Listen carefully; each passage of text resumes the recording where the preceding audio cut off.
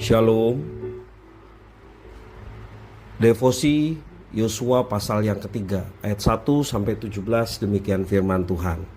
Yosua bangun pagi-pagi, lalu ia dan semua orang Israel berangkat dari Sitim, dan sampailah mereka ke sungai Yordan. Maka bermalamlah mereka di sana sebelum menyeberang. Setelah lewat 3 hari, para pengatur pasukan menjalani seluruh perkemahan dan memberi perintah kepada bangsa itu, katanya, segera sesudah kamu melihat tabut perjanjian Tuhan Allahmu yang diangkat para imam yang memang suku Lewi, maka kamu harus juga berangkat dari tempatmu dan mengikutinya. Hanya antara kamu dan tabut itu harus ada jarak kira-kira 2000 hasta panjangnya. Janganlah mendekatinya, maksudnya supaya kamu mengetahui jalan yang harus kamu tempuh, sebab jalan itu belum pernah kamu lalui dahulu. Berkatalah Yosua kepada bangsa itu, kuduskanlah dirimu, sebab besok Tuhan akan melakukan perbuatan yang ajaib di antara kamu. Dan kepada para imam itu Yosua berkata demikian, angkatlah tabut perjanjian dan menyeberanglah di depan bangsa itu. Maka mereka mengangkat tabut perjanjian dan berjalan di depan bangsa itu.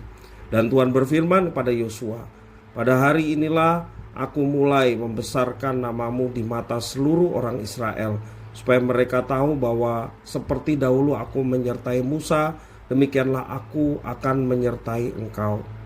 Maka kau perintahkanlah kepada para imam pengangkat tabut perjanjian itu demikian.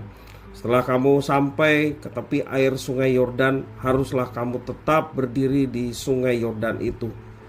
Lalu berkatalah Yosua kepada bangsa Israel, datanglah dekat dan dengarkanlah firman Tuhan Allahmu. Lagi kata Yosua, dari hal inilah akan kamu ketahui bahwa Allah yang hidup ada di tengah-tengah kamu, dan bahwa sungguh-sungguh akan dihalaunya orang Kanaan, orang Het, orang Hewi, orang Feris, orang Girgasi, orang Amori, dan orang Yebus itu dari depan kamu. Sesungguhnya tabut perjanjian Tuhan semesta bumi berjalan menyeberang di depan kamu masuk ke sungai Yordan. Maka sekarang pilihlah 12 orang dari suku-suku Israel, seorang dari tiap-tiap suku. Segera sesudah kaki para imam mengangkat tabut Tuhan semesta bumi, berhenti di dalam air sungai Yordan, maka air sungai Yordan itu akan terputus. Air yang turun dari hulu akan berhenti mengalir menjadi bendungan. Ketika bangsa itu berangkat dari tempat perkemahan mereka untuk menyeberangi sungai Yordan, para imam pengangkat tabut perjanjian itu berjalan di depan bangsa itu.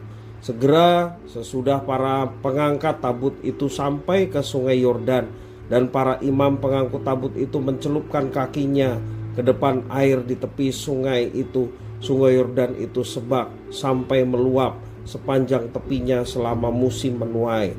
Maka berhentilah air itu mengalir. Air yang turun dari hulu melonjak menjadi bendungan jauh sekali di dekat Adam, kota yang terletak di sebelah Sartan. Sedang air yang turun ke laut Araba itu, yakni laut asin, terputus sama sekali. Lalu menyeberanglah bangsa itu di tentangan Yeriko. Tetapi para imam pengangkut tabut perjanjian Tuhan itu tetap berdiri di tanah yang kering di tengah-tengah sungai Yordan, sedang seluruh bangsa Israel menyeberang di tanah yang kering sampai seluruh bangsa itu selesai menyeberangi sungai Yordan. Demikian firman Tuhan. Ketika mengalami penderitaan berkepanjangan, rasa frustasi mungkin akan menimbulkan banyak pertanyaan di dalam benak. Ribuan tanya bernada protes kepada Tuhan tiba-tiba meluap dari hati yang sedang merana. Apakah Tuhan Allah sungguh-sungguh berkuasa? Masihkah Dia berkuasa?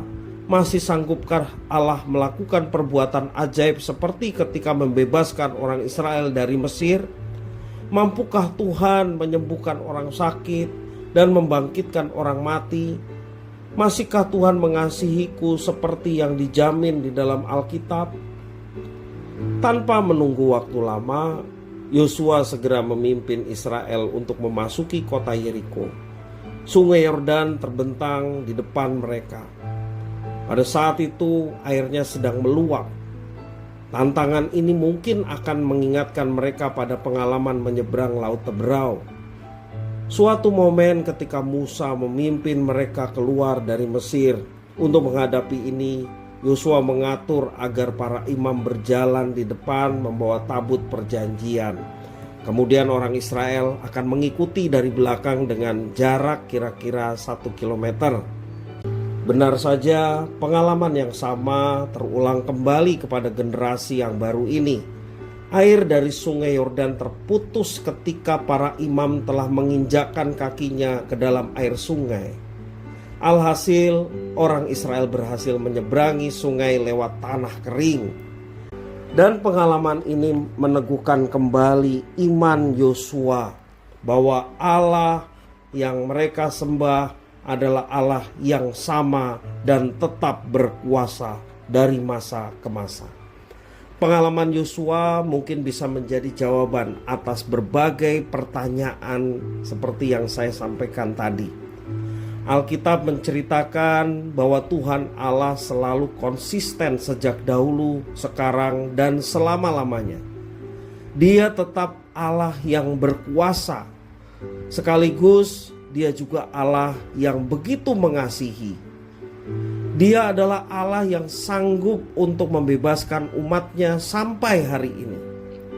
Akhirnya di bagian kita adalah mari kita menghormati kekudusan Tuhan sebagaimana diajarkan firman Tuhan.